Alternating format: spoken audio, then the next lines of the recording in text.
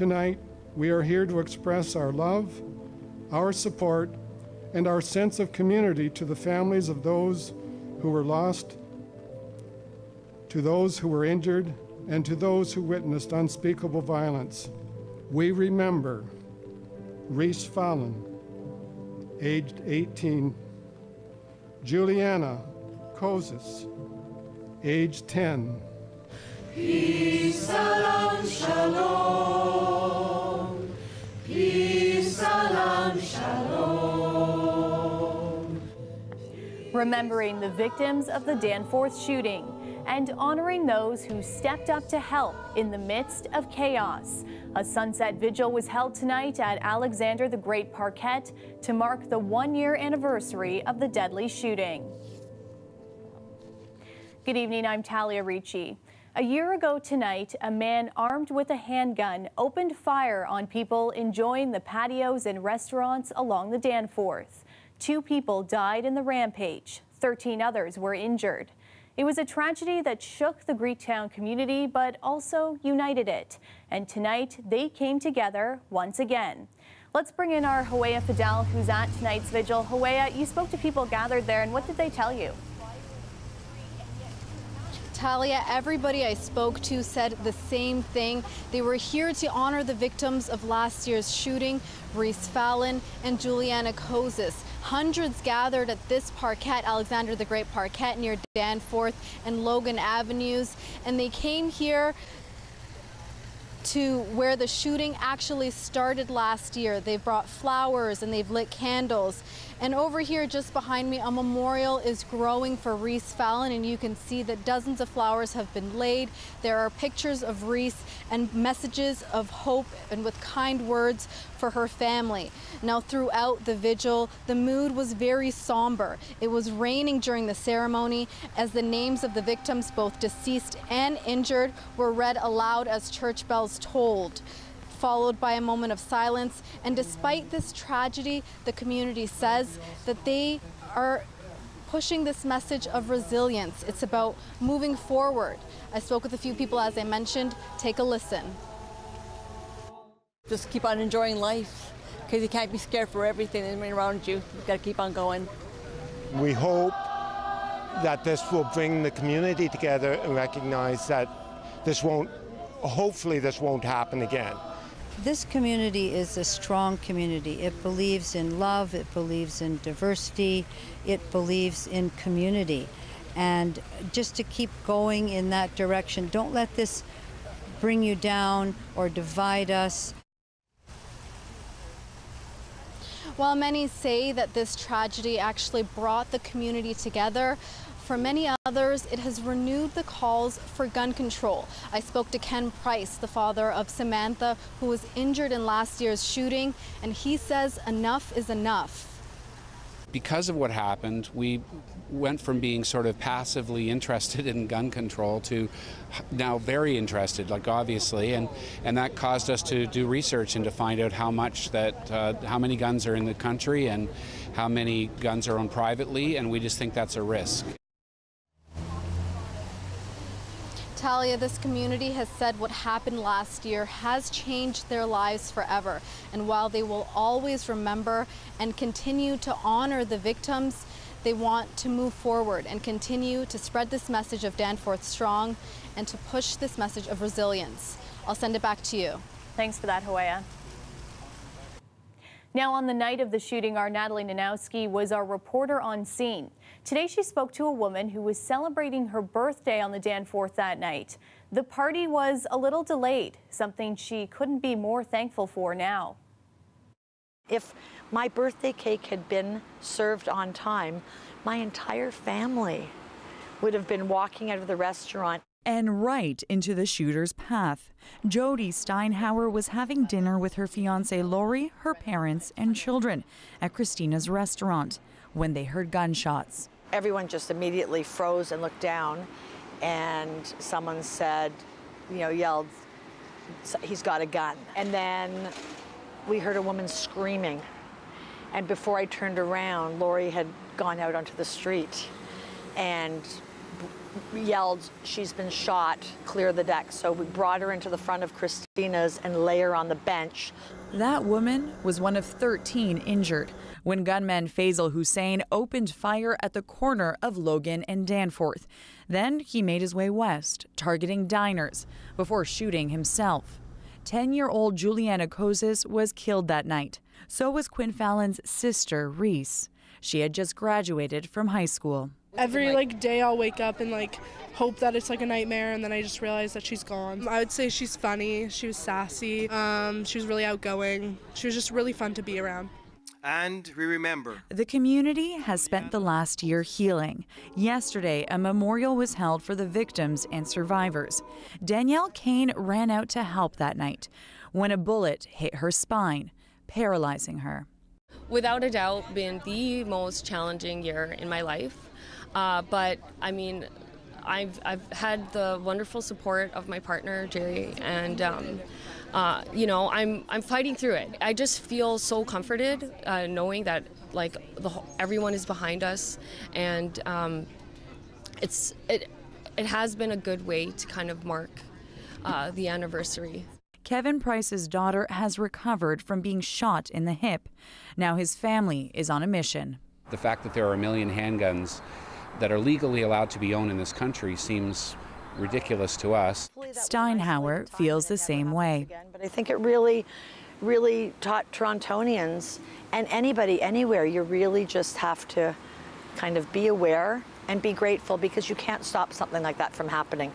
Both Jody and Kevin say that the anniversary is renewing calls for more gun control, especially a ban on handguns. They say what happened here July 22nd last year has forever changed their lives, and now when they're in crowded situations, they're more wary about their surroundings. Jody says that she hasn't yet returned to the Danforth, but plans to at some point. Natalie Nanowski, CBC News, Toronto. To some of the other day's news now, Premier Ford's former chief of staff has dropped a libel lawsuit he launched last month against a former PC legislator.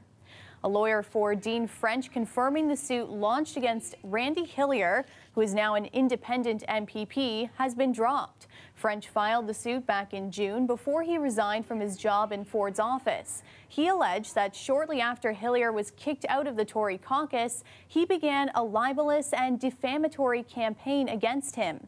French's lawyer says that since Hillier has deleted the tweets and French is no longer involved in government, there was little point in carrying on the litigation.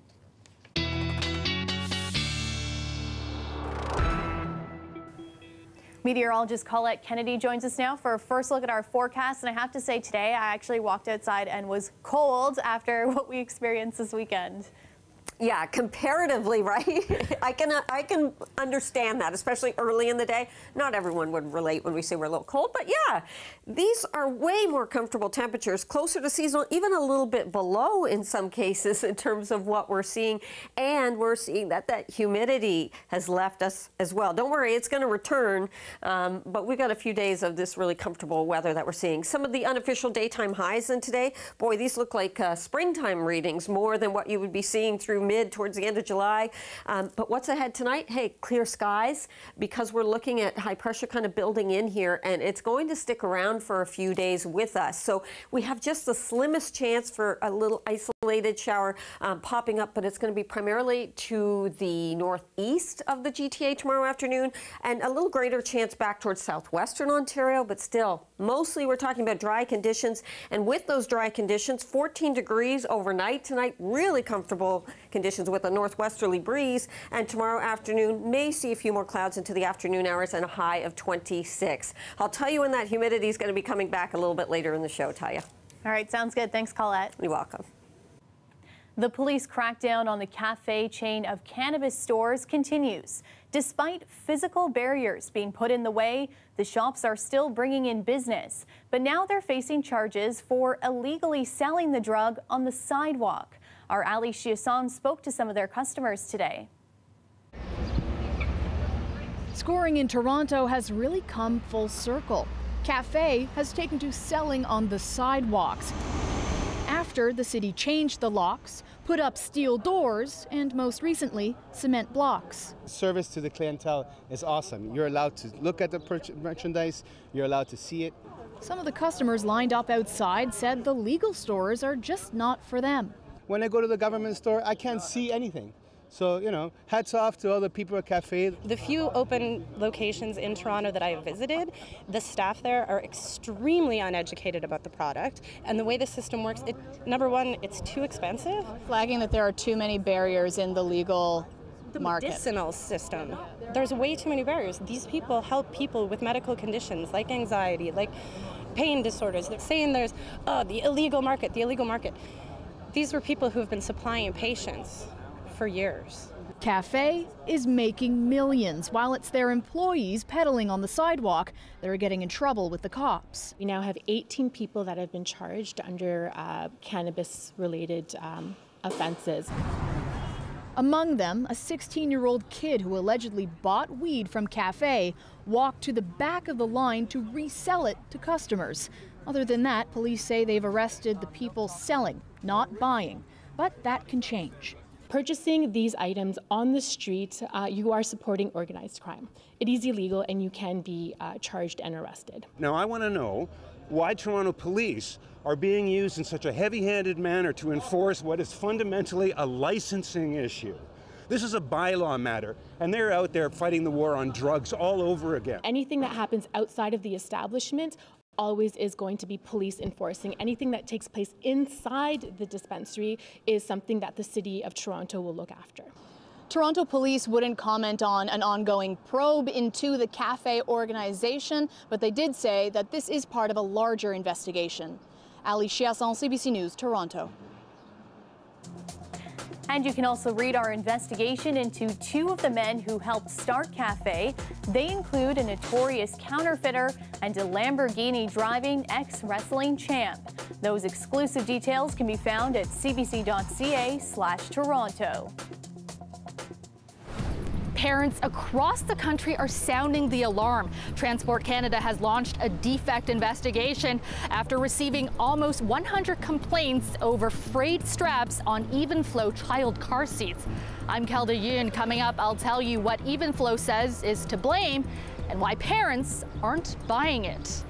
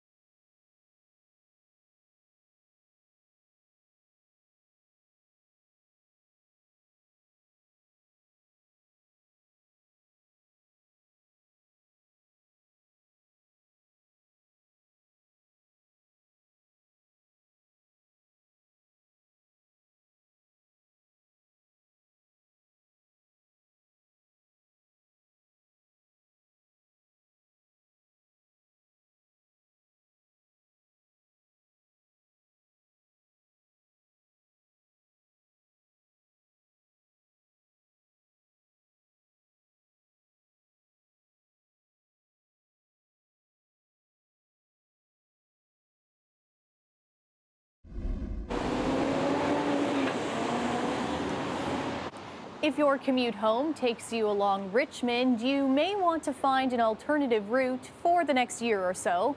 As of today, bike and car lanes are reduced, while crews replace a 143-year-old water main. The work will be done in two phases. In phase one, Richmond from Spadina to Bathurst will be reduced to one shared lane for both vehicles and bicycles. Phase 2 will start in December and extend into next summer, affecting Richmond from York to Spadina.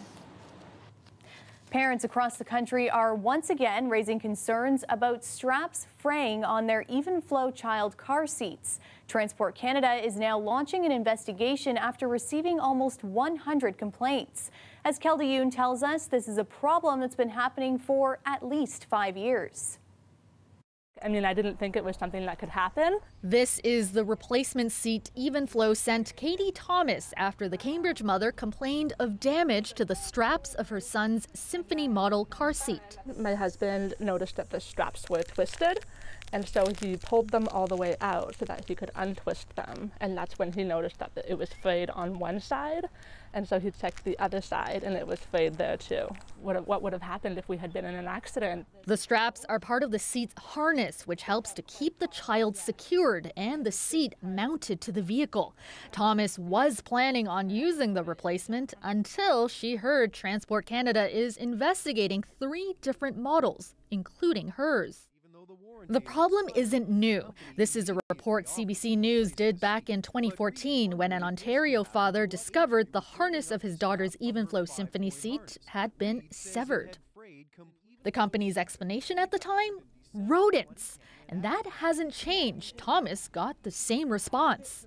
So to have everybody with the same damage on the same part of the car seat and no damage anywhere else and no damage anywhere else in their car or evidence of rodents, it's ridiculous. Since posting about the investigation on its Facebook page, Transport Canada has received over 2,000 comments, including many from parents who say they have contacted Evenflow about frayed straps in the past, and we're told they have rodents too.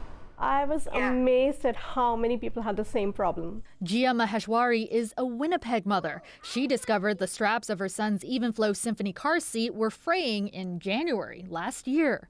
Like Thomas, she sent photos to the company, and they told her its technicians determined it to be small animal damage. If it was a rodent, why would it go and chew only the straps on the car seat? I would definitely see damage on the cover, on the seat covers, or anywhere else, or I might even find like animal droppings, right? Pamela Fuseli is a Toronto-based safety expert. She says rodent damage to child car seats is uncommon, but has happened. It's a very attractive place for rodents and mice. It's full of crumbs and foam. But regardless of what caused the fraying, she says there's no doubt it could put a child in danger. That's definitely a tear in the webbing. As soon as you've compromised, the strength of that webbing, then you are potentially in a dangerous situation. And no recall has yet been issued. In its response to CBC News, Evenflow says the root cause is still being assessed by Transport Canada and its own technicians, and that in the meantime, no defects have been found. Kelda Yoon, CBC News, Toronto. We went into the pool area, observed the males face down, floating in the pool. It's myself and the other officers, we looked at each other and it was kind of joint decision just by looking at each other that had to be made. That's it, we're going in. A scary situation here on Friday when officers dove into this pool to try and save 2 men. Coming up, we hear from them and from city officials on how to stay safe around the water this summer.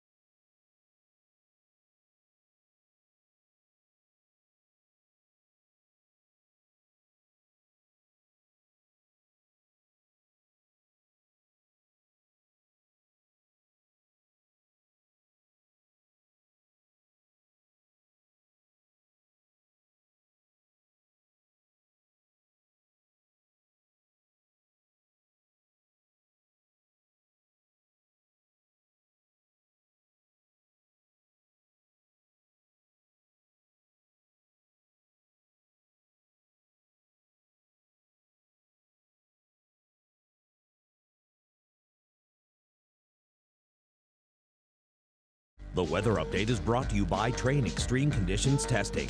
It's hard to stop a train, really hard. Train, the most reliable heating and cooling brand.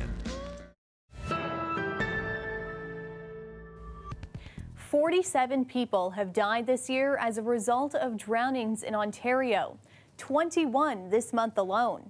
As Drowning Prevention Week begins, officials are trying to ensure that water safety is top of mind. Taylor Simmons spoke to an officer who helped rescue 2 men from a pool just last week. We pulled up on the other side of the brush and ran across. It was about 6:30 Friday when Officer Arsenault and his partner received a call for 2 men face down in this pool at a Scarborough motel. We looked at each other and it was kind of a joint decision just by looking at each other that had to be made. That's it, we're going in. They took off their vests and belts, jumping in with their heavy boots and uniforms. The gentleman that I went in for was at the bottom, so bottom of the deep end. I was able to grab his arm and just kind of pull him to the shallow side. The officers began CPR before paramedics arrived. A few minutes later, when you continue to do that and then you find out that there's a pulse back, it's quite a moment, you know. Sunnybrook Hospital couldn't tell us how the victims are doing, but the officers may have avoided another drowning tragedy this summer, something seen too often already. In just the last month, a 33-year-old mother in Pickering died trying to save her son. An 89-year-old man was found dead in a pool in Burlington, and a 4-year-old girl is now recovering after she was found in an Oakville pool. Her 79-year-old grandmother in the pool with her didn't make it. In many of these cases, officials say something could have been done. This might be an example of a life jacket that might be too loose for him. The mayor of Mississauga held an event for Drowning Prevention Week at a local pool today. Safety is important because you can save a life. Wearing a life jacket, keeping a close eye on young kids, and keeping a piece of life-saving equipment nearby can make all the difference. We try and focus on prevention at a time when people are most likely to be near the water, with the hope that they will pause and realize that almost all drownings are preventable. Squeeze and then go breath, breath. But when a crisis does arise, Arsenault says, be prepared. Get your CPR certificates, not just police officers or emergency personnel, family members, friends. Get your get your certificate. Take a class, take a course, whatever you got to do, because it works. Taylor Simmons, CBC News, Toronto.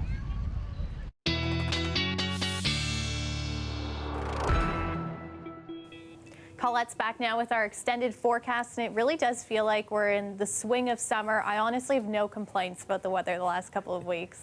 Yeah, I haven't minded it either, but I always promote that I love the heat and humidity. Me too. And yeah, and not everybody does, and we know that. And so, hey, there's something for everyone. Now we're back into this more comfortable air in terms of those dew points being a little bit lower. So you get to hang on to this for a few days yet. Stable weather pattern with high pressure in place. Very slim chance for some showers. I'll tell you kind of when and where, but the humidity is going to be down, so feeling much drier and lots of sunshine to go around. It means through the overnight hours tonight too, if you can open up some windows or you have a screen door and you feel comfortable with that, then hey, we've got a light northwesterly breeze, get a little flow, turn off the air conditioning. That's the kind of night that we have tonight, with those temperatures dropping down 13, 14 degrees around the GTA with the clearer skies. Tomorrow morning, yeah, a little cooler comparatively to start off the day. Into the afternoon hours, there could be just an isolated shower, mostly to the north and east of the GTA. I think we're going to stay dry. Southwestern Ontario, notice some development into the afternoon hours into Michigan.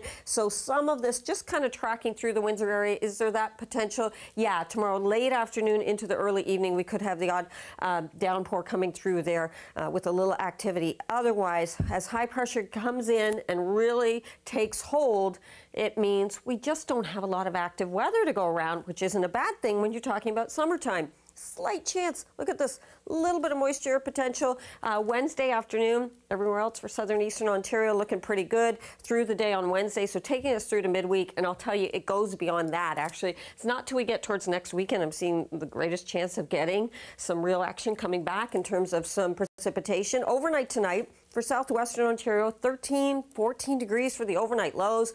Tomorrow afternoon, trying to push into the upper 20s, really not having much success there. Isolated thunderstorm, especially towards the late afternoon, evening. As I said, kind of that risk is there. A little bit cooler there into Sarnia, by the way. And then 13, 14 again for the GTA overnight tonight. Really comfortable for sleeping. Tomorrow, comfortable conditions too, with highs at 25 to 27. A lot of sunshine out there, such a slim chance for showers. And then Wednesday, sun 26. I'll tell you, Thursday, the humidity coming up a little bit. And then Friday, 29, it's going to start to feel like we're in the mid-30s.